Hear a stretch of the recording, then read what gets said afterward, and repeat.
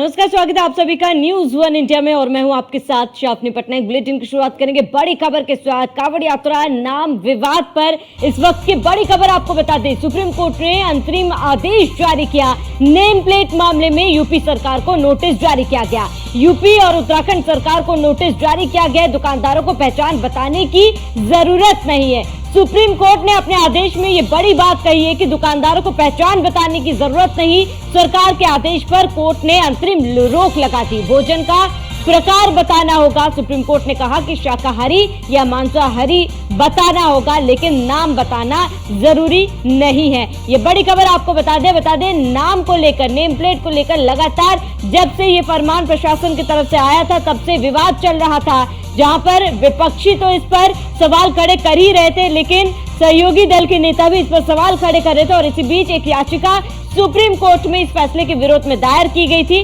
आज सुनवाई थी और सुनवाई में सुप्रीम कोर्ट ने कहा कि 3 राज्यों की सरकारों को नोटिस सुप्रीम कोर्ट की तरफ से जारी किया गया है। कारण बताओ नोटिस जारी किया गया और अब 26 जुलाई को सुप्रीम कोर्ट में तीनों सरकार अपने अपने जवाब देंगी। इसी बीच सुप्रीम कोर्ट ने कहा है दुकानदारों को पहचान बताने की जरूरत नहीं है, केवल खाने के प्रकार को लेकर क्लैरिटी बरते दुकानदार। तो कांवड़ यात्रा नाम विवाद पर इस वक्त की बड़ी खबर आपको बता दें, जहां पर सुप्रीम कोर्ट ने कहा कि ये खाना शाकाहारी है या मांसाहारी है ये बताना अनिवार्य होगा, लेकिन दुकानदारों को अपना नाम बताना जरूरी नहीं है। इस बात की कोई भी जरूरत नहीं है। इस पूरे मामले पर अगली सुनवाई 26 जुलाई को होगी, लेकिन फिलहाल इस फैसले पर सुप्रीम कोर्ट ने अंतरिम रोक लगा दी है। उत्तर प्रदेश उत्तराखंड सरकार को नोटिस जारी किया गया है और अब दोनों ही सरकारें 26 जुलाई को अपना अपना जवाब देंगी सुप्रीम कोर्ट में। दुकानदारों को पहचान बताने की जरूरत नहीं, सुप्रीम कोर्ट ने साफ कहा है। और इसके साथ ही उत्तर प्रदेश उत्तराखंड मध्य प्रदेश सरकार को नोटिस जारी किया गया है कि ये फैसले के पीछे क्या कारण है और 26 जुलाई को इसकी अगली सुनवाई होगी। तब तक सुप्रीम कोर्ट ने इस फैसले पर अंतरिम रोक लगा दी है। सुप्रीम कोर्ट का कहना है कि खाने के प्रकारों को बताना जरूरी है। कोई भी दुकानदार जो भी खाना बेच रहा हो उसके प्रकार बताना जरूरी है। वो खाना मांसाहारी है, शाकाहारी है या फिर वो दुकान वेजिटेरियन है या फिर नॉन वेजिटेरियन है, ये बताना होगा, लेकिन दुकानदार का नाम बताना जरूरी नहीं है। बता दें कि लगातार सबसे पहले मुजफ्फरनगर प्रशासन की तरफ से ये फैसला सामने आया था। तर्क ये दिया गया था कि कई दुकानें ऐसे जो झूठे नाम लिखकर दुकानें चलाते हैं, अपनी पहचान छुपाकर दुकानें चलाते हैं, और ऐसे में कांवड़ यात्रा मार्ग पर इस तरीके की दुकानों का अपना नाम साफ तौर पर लिखना होगा। चाहे हिंदू हो मुसलमान हो, सभी को अपने दुकानों में साफ तौर पर अपना नाम लिखना होगा, क्योंकि कई बार देखा गया है कि व्यक्ति का नाम कुछ और होता है और हिंदू देवी देवताओं के नाम के ऊपर दुकानें चलाई जाती है। और ऐसे में कहा जा रहा था कि ये कहीं ना कहीं लोगों के तरफ ये धोखा है और ऐसे में इसी के लिए नाम स्पष्ट करना जरूरी है, जिसके बाद लगातार विवाद हुए। सरकार मुजफ्फरनगर प्रशासन के फैसले के बाद कई ऐसे जिले थे जिन्होंने इस फैसले को लागू किया और उसके बाद उत्तर प्रदेश सरकार ने पूरे जिले भर में इस फैसले को लागू कर दिया, जिसके बाद लगातार सरकार के मंशा पर सवाल खड़े किए जा रहे थे, विवाद हो रहा था। विपक्षी तो सवाल कर ही रहे थे, लेकिन सहयोगी दल भी सरकार से सवाल पूछने में पीछे नहीं हटे। बीते दिनों हमने देखा कि जयंत चौधरी ने भी सवाल उठाया था और कहा था कि सरकार का ये फैसला जल्दबाजी में लिया गया है,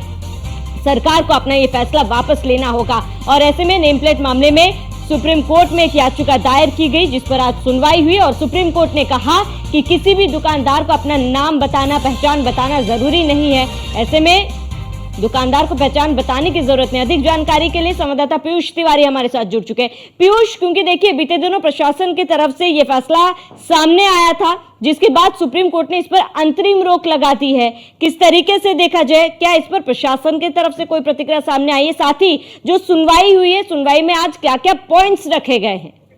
बिल्कुल, अगर हम बात करें तो आज सुप्रीम कोर्ट में महत्वपूर्ण सुनवाई हो रही थी और सबसे पहले ये मामला चीफ जस्टिस के समक्ष रखा गया था, लेकिन चीफ जस्टिस ऑफ इंडिया ने कहा कि चूंकि ऋषिकेश राय और एसबीएन भट्टी इस पूरे मामले की सुनवाई कर रहे हैं तो आप उनके पास जाइए, बेंच बैठी हुई है। तो ऐसे में जब सुनवाई शुरू हुई तो सीधे तौर पे चूंकि 3 जो याचिका करता है उनकी ओर से जो याचिका है वो डाली गई थी और सीधे तौर पे यूपी सरकार के इस आदेश को चुनौती दी गई थी। और चाहे उत्तराखंड सरकार की बात करें या मध्य प्रदेश की बात करें, जब सुनवाई हो रही थी तो सीधे तौर पे ये कहा गया कि हिंदू दुकानें भी हैं और कहीं ना कहीं वहां पे मुस्लिम जो काम करते हैं, और ऐसे में ये आदेश उनके रोजी रोटी पर भी प्रभाव डाल रहा है, यानी कि वो भी प्रभावित हो रहे हैं।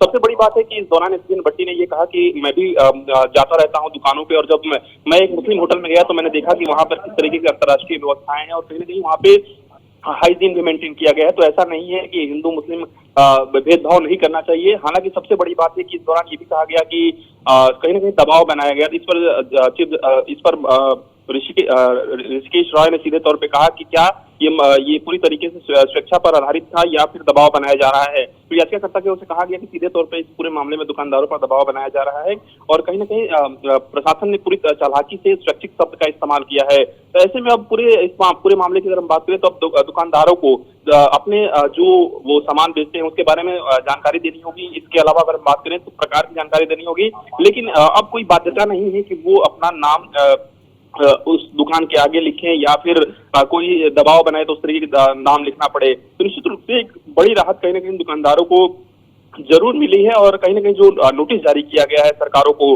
अब देखने वाली बात होगी कि 26 जुलाई को जब इस पूरे मामले में सुनवाई होती है तो क्या कुछ सरकारों की ओर से कहा जाता है। फिलहाल एक बड़ी राहत कहीं ना कहीं इन दुकानदारों को दी गई।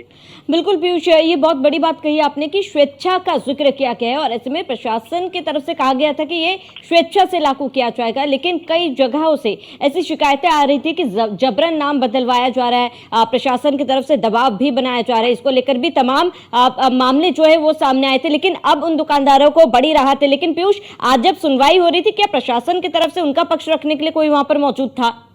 देखिए, अगर हम बात करें तो आज फिलहाल जो तमाम याचिकाकर्ता हैं उनकी ओर से पक्ष रखा गया है और यही कारण है कि सरकारों का पक्ष जानने के लिए बकायदा उनको नोटिस। ठीक है पीयूष, आप बने रहिए हमारे साथ। तमाम जानकारी के लिए मैं लौटूंगी आपके पास। अनिला सिंह बीजेपी प्रवक्ता हमारे साथ जुड़ चुकी है। अनिला जी, आप इस फैसले को आप कैसे देख रही हैं? मेरी सबको राम राम। और ऑनरेबल सुप्रीम कोर्ट ने जो फैसला लिया है उसके ऊपर तो मैं क्या ही टिप्पणी करूं। उन्होंने अपने विवेक से बिल्कुल ठीक दिया है।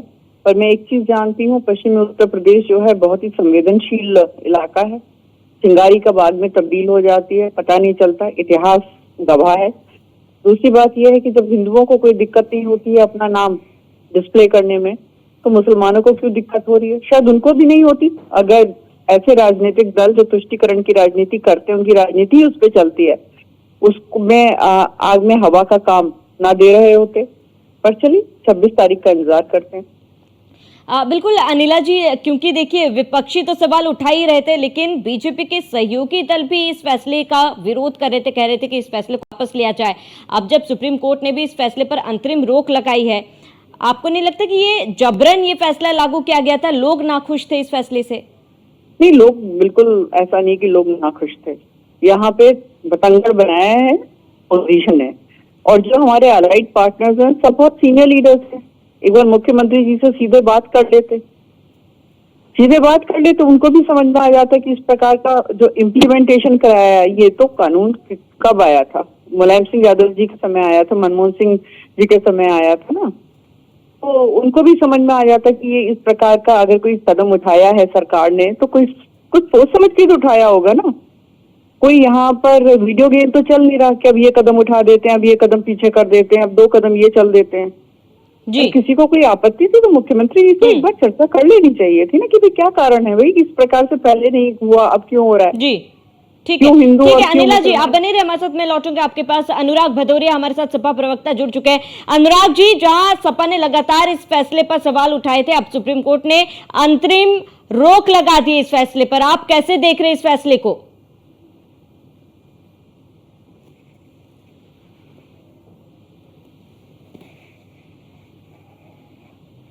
अनुराग जी, आप तक मेरी आवाज पहुंच पा रही है? ठीक है, आप अनुराग जी से संपर्क टूट चुका है, जुड़ने की कोशिश करेंगे। अनिला जी, क्योंकि आप कह रही हैं कि जिन लोगों को दिक्कत थी मुख्यमंत्री से बात करनी चाहिए थी इस फैसले को लेकर, लेकिन इस फैसले को तो अचानक से लागू कर दिया गया, लोगों को समय ही नहीं दिया गया था कि बातचीत की जाए। क्या क्या अचानक से? मतलब आप ये सोच, उत्तर प्रदेश जो अपने आप में एक देश है, यूरोप की आबादी के बराबर का, ये ऑलमोस्ट यूरोप की जो बराबर आबादी है उसके बराबर का ये प्रदेश है। यहाँ पे क्या हर चीज, कोई भी गवर्नेंस के लिए कोई भी कदम उठाया जाएगा तो क्या हम ये बस डिस्प्ले करते रहे? तो फिर तो प्रदेश चलने से रहा। मुलायम सिंह यादव जी को क्यों नहीं कटघरे में खड़ा क्या कर रहे हैं अखिलेश यादव जी? क्योंकि वो उनके पिताजी हैं। कानून कौन लेकर आया था? उनके पिताजी लेकर आए थे ना। और यहाँ कौन से ऑर्डर में ये लिखा हुआ है कि केवल और केवल मुसलमान डिस्प्ले करेंगे अपना नाम, हिंदू नहीं करेंगे? ठीक है, ठीक है अनिला जी, मैं लौटूंगी आपके पास। अंशु अवस्थी कांग्रेस प्रवक्ता हमारे साथ जुड़ चुके हैं। अंशु जी, फैसले को कैसे देख रहे हैं आप सुप्रीम कोर्ट का? देखिए, माननीय उच्चतम न्यायालय ने जो निर्णय दिया है वो देश के भाईचारे को, एकता और प्रेम को मजबूती देगा। और ये बीजेपी सरकार के ऊपर फिर से एक तीखी प्रतिक्रिया है कि जिस तरीके से बार बार सुप्रीम कोर्ट ने, कभी हाई कोर्ट ने सरकार को जो अफसर हैं और जो सरकार के निर्णय हैं उनकी फजीयत हुई है। तो कम से कम हम तो ये पूछते हैं, बीजेपी के नेता आखिर क्यों समाज में जहर घोलना चाहते हैं, क्यों नहीं सीख लेते हैं? जब जब न्यायालय उनको फटकारता है मुंह लटका के चले आते हैं और अगले दिन फिर नहा धो के, मुंह धो के फिर चले जाते हैं, फिर वही जहर घोलने का काम। आखिर आप अपना तरीका क्यों नहीं बदलते? आप उत्तर प्रदेश के युवाओं के रोजगार पर नहीं बोलेंगे, महंगाई पर नहीं बोलेंगे, दलितों पर अत्याचार इस सरकार में जमकर हो रहा है, तो मुख्यमंत्री जी को नहीं याद आता है। बस किसी तरीके से समाज में जहर घोल दो, ध्रुवीकरण कर दो।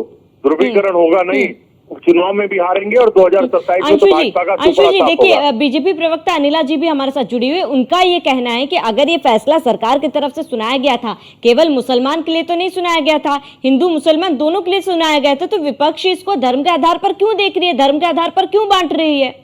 9 साल से क्या कर रहे थे? 9 साल से ये फैसला क्यों नहीं सुना पाए आप? कांवड़ यात्रा के समय आप सुना रहे हैं और इस तरीके से आप प्रदर्शित कर रहे हैं। प्रदर्शित करके आप क्या संदेश देना चाहते हैं? ऐसा अगर सुनाना था तो आप किसी भी सुबह सुना सकते थे। कांवड़ यात्रा शुरू है, लोग सड़क पर हैं, लोग भगवान की श्रद्धा में हैं, आप उनको उन्मादी बनाना चाहते हैं, उनको जो है उकसाना चाहते हैं। तो ये तो जहर घोलने का नियत पर सवाल है, बीजेपी की नियत पर बार बार सवाल है। प्रभाकर चौधरी जिन्होंने बरेली में दंगा रोका, आपने उनका स्थानांतरण क्यों किया? जो एक भ्रष्टाचारी जो है केशव मौर्य के साथ जो पेपर लीक कराता था, उनको सदस्यता देने के लिए आपने प्रयागराज के कप्तान का ट्रांसफर क्यों किया? तो नियत से पता चलता है आपकी नियत क्या है। ठीक है अंशु जी, मैं लौटूंगा आपके पास। अनिला जी, बीजेपी की नियत पर अंशु जी सवाल खड़े कर रहे हैं। उनका ये कहना है कि पिछले 9 साल में सरकार ने ये फैसला क्यों नहीं किया, आज जाकर सरकार वो भी कांवड़ यात्रा के दौरान इस तरीके के फैसले क्यों सुनाई है?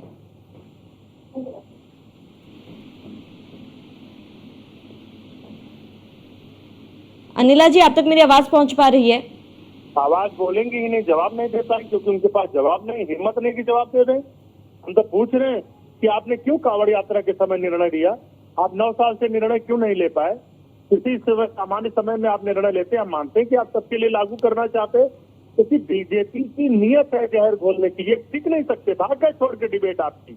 ऐसे ही बीजेपी के लोग हैं जो फेस नहीं कर सकते। अंशु जी ठीक है, अनिला जी से हमारा संपर्क टूट चुका है। अंशु जी, आप क्योंकि देखिए लगातार विरोध केवल विपक्षी नहीं, इस पूरे मुद्दे पर सरकार के जो सहयोगी दल है, उजागर हुआ है, बीजेपी एक्सपोज हुई है, बीजेपी का चरित्र उजागर हुआ, जनता ने नकार दिया है। ये ध्रुवीकरण करके जीतना चाहते, ये चुनाव में हारेंगे और 2027 में इनका सुपड़ा साफ होगा। ठीक है, अब अंशु जी, सरकार की तरफ से एक फैसला आया है 26 तारीख को, क्योंकि अंतरिम फैसला ये अंतरिम रोक लगी है, 26 तारीख को फैसला आएगा। लेकिन अंशु जी, आप इस तमाम मुद्दे को कैसे देख रहे हैं? जो लोग अपना गलत नाम बताकर और किसी दूसरे नाम से दुकानें लगाते, क्या वो सही है? मैं तो कह रहा हूँ कि सख्ती से सरकार को पेश आना, मैं बार बार इसीलिए सवाल उठा रहा हूँ कि मशीनरी पर सवाल है। सरकार की जो मशीनरी है वो पूरी तरीके से फेल हो चुकी है। उत्तर प्रदेश में आतंकवादी घुस आते हैं, घुसपैठिए दंगा हो जा रहा है, आपके पास कोई इंटेलिजेंस इनपुट नहीं है, ट्रेनें रोज लुढ़क रही हैं, आप कहते हैं दुर्घटना है, 15 लाख लोगों की भीड़ आई, आप उसका सही से जवाब नहीं दे पाए। तो सही ये है कि आपके पास जनता से जुड़े मुद्दों पर आपके पास जवाब नहीं है, इसलिए आप ध्रुवीकरण की कोशिश कर रहे हैं। जो लोग भी इनलीगल हैं, तो प्रशासन रूटीन में जांच क्यों नहीं करता? आपके पास कोई इनपुट नहीं है, आप सिर्फ ध्रुवीकरण के लिए निर्णय लेते हैं। बताइए, इस निर्णय से क्या जो गलत लोग हैं, जो गलत नाम बदल के लिख रहे हैं, उससे रुक जाता क्या? तो बार बार मैं कह रहा हूँ कि ये रूटीन की जो एक्सरसाइज है सरकार वो नहीं करती है, सिर्फ विशेष समय में इस तरह निर्णय करके ध्रुवीकरण की कोशिश करती है। ठीक है अंशु जी, हमारे साथ जुड़ने के लिए आपका बहुत बहुत शुक्रिया।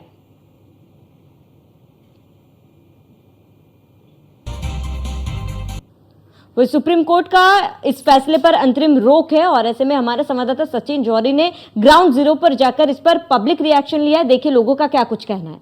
मुजफ्फरनगर प्रशासन ने एक आदेश जारी किया था कि कांवड़ मार्ग पर जो भी होटल, ढाबे या कोई भी दुकान होगी वो अपनी पहचान लिखेगा, लेकिन अब सुप्रीम कोर्ट ने इसमें संज्ञान लिया है और फिलहाल अंतरिम रोक लगा दिया इस आदेश पे। हमारे साथ कुछ शिव भक्त यहाँ पर हैं, एक ढाबे पर रुके हुए हैं चाय पानी के लिए, उनसे कुछ बात करते हैं। क्या नाम है बोले आपका? सुबह सिंह, सुबह सिंह जी, कहाँ से आप जल लेके आए, कहाँ जाएंगे? गंगोत्री से राजस्थान। अच्छा, एक आदेश मुजफ्फरनगर प्रशासन ने किया था, पता है उसके बारे में? आप पता है वो सही किया था कि पहचान पता चल जाए कि ये कौन से धर्म से है। अभी फिलहाल सुप्रीम कोर्ट ने उस पे आदेश पे रोक लगा दी है, क्या कहेंगे? वो थोड़ा गलत किया है ये, कि अब पता ही नहीं चलेगा ये कौन से धर्म से है। पहचान होनी चाहिए यानी कि आपका? होनी चाहिए थी। जी, आपका नाम? रामनिवास बोल रहा है। एक आदेश बड़ी चर्चाओं में है कि पहचान होनी चाहिए होटल पे, क्या कहेंगे आप? बिल्कुल पहचान होनी चाहिए। हमें तो खाना उसी में खाते हैं जो हिंदू होता है, हिंदुओं के हमारे को उसमें आस्था है। पूरी शुद्धता के साथ होना चाहिए। कावड़िया आ रहा है कई सौ किलोमीटर दूर से, पैदल आ रहा है, तो शुद्धता होनी चाहिए, पता होना बिल्कुल चाहिए। शुद्धता होनी चाहिए। इसके अंदर क्या है, मिक्स कर देते हैं, इसके अंदर मिक्स हो जाता है, अब हमारी कावड़ क्या फायदा देने का। सुप्रीम कोर्ट ने इसमें अभी आदेश पे रोक लगा दी है, क्या कहेंगे आप? ये बिल्कुल गलत किया है, साफ साफ गलत किया। क्योंकि हमें क्या पता कौन सा हिंदू का है, कौन सा मुसलमान का होटल है। हम तो खाएंगे तो क्या फायदा उसे लाने का, उसको कावड़ को भंग कर देंगे, कावड़ भंग हो जाएगी। आपका क्या नाम है? शिवम बोड़े। शिवम, क्या कहेंगे इस आदेश पे? बोड़े गलत किया है बोड़े, जो रोक लगाई है बोड़े सरकार ने। बोड़े सब बोड़े निकल जाएंगे जब सरकार आगे बढ़ेगी, सारे बोड़े निकल जाएंगे जब बढ़ेगी आगे। तो आदेश सही था ये आपके अनुसार? नहीं बोड़े गलत है। नहीं, पहला जो आदेश था कि नाम उजागर होने चाहिए। बोड़े पहला आदेश सही है, बोड़े नाम पता सब लिखा होना चाहिए बोड़े होटल। आपका क्या नाम? राकेश लोचव। राकेश, क्या कहेंगे? आपको आदेश के बारे में पता होगा, क्या कहेंगे? हाँ जी, मैं तो ये कहना चाहूंगा जी कि है ना, ये सुप्रीम कोर्ट ने गलत किया है। सुप्रीम कोर्ट का ये ऑर्डर आएगा जब तक तो कावड़िया चले जाएंगे, तो ये सुप्रीम पहचान होनी चाहिए आपके अनुसार? पहचान होनी चाहिए, पहचान तो बहुत है जी जी जी। आइडेंटिफाई। क्या कहेंगे? जो नाम होगा तो हमारे तसल्ली हो जाए कि हमारे लेवल का खाना हम खा सकते हैं। अभी नाम कुछ लिखा ही नहीं है, बच्चे काम कर रहे हैं, कोई मालिक कोई है, उसमें खाने की हमारा तसल्ली तो है नहीं कि जो हमारे लागू है वो खा रहे हैं। आदेश सही था यानी कि प्रशासन का जो था पहले? सही आदेश है। जी जी, बोले आप, क्या कहें, क्या कह रहे हैं? आदेश कोई नया थोड़ी है सर, आदेश तो बहुत पहले के हैं। जब भी कोई दुकानदार दुकान करता है तो अगर जीएसटी लेना पड़ता है तो उसमें भी तो हमारे को नाम देना पड़ता है। लेकिन नाम छुपाए जा रहे थे यहाँ पे, तो वो गलत था ना। नाम आप लिख के, तो अगर बिजनेस करना है तो अपने नाम से करके दिखाओ, दूसरे के नाम से करने में क्या फायदा है। जिस दुकान पर ये भोले खाना पीना खा रहे हैं उसी से बात करते हैं। एक छोटी दुकान यहाँ पर लगा रखी है, पकोड़े हैं, पूरी कचौरी है, इन्हीं से बात करते हैं। क्या नाम है आपका? नवीन कुमार। नवीन, किस तरह की दुकान लगा रखी है आपने कावड़ मार्ग पे? चाय पानी की लगा रखी, पकौड़ी। अच्छा, एक आदेश आया था प्रशासन का, पता है उसके बारे में? जी। आपने भी लिखा है नाम? हाँ, लिख रखा। अच्छा, कैसा आदेश था, कैसा लगा आपको उस आदेश? अच्छा लगा। कोई दिक्कत तो नहीं थी उससे? नहीं, क्या दिक्कत। अच्छा, सुप्रीम कोर्ट ने अभी उस आदेश पे रोक लगा दी है, क्या कहेंगे? गलत करा। नाम होना चाहिए अपने जो सोच का, जो नाम है तो अच्छी बात है। तो ये नवीन है और चाय पानी की दुकान यहाँ लगाता है, इसने भी अपना नाम लिखा है और इसका कहना है कि आदेश सही था, पहचान तो कम से कम होनी चाहिए। सचिन जोरी, news on India, Muzaffarnagar. Supreme court ने जो कुछ करा जी बिल्कुल ठीक है, आदेश मानना चाहिए। वो तो अपनी अपनी मर्जी की बात है, तो कोई किसी की पसंद पर रोक नहीं लगा सकता। उन्होंने बहुत अच्छा करा, सुप्रीम कोर्ट का जो आदेश है वो बहुत बढ़िया है। सोच है कोई, वो तो मजबूरी है आदमी की लिखना, अन्य कोई जरूरी नहीं है। मेरा तो चेहरे पे लिखा हुआ है, नाम तो मेरे चेहरे पे है लिखा हुआ, उसमें तो कोई बात ही नहीं है। दरअसल मैं तो ये है समाचार तो पढ़ता है, मैं दुकान से मैं रहता हूँ। अगर कुछ जानकारी हो तो कुछ जवाब भी दो आपको। हाँ, मैंने सुना था कि मतलब इस पे रोक लग रही है और फिर मतलब अच्छा भी लग रहा है भाई, नाम लिख के जाएगा।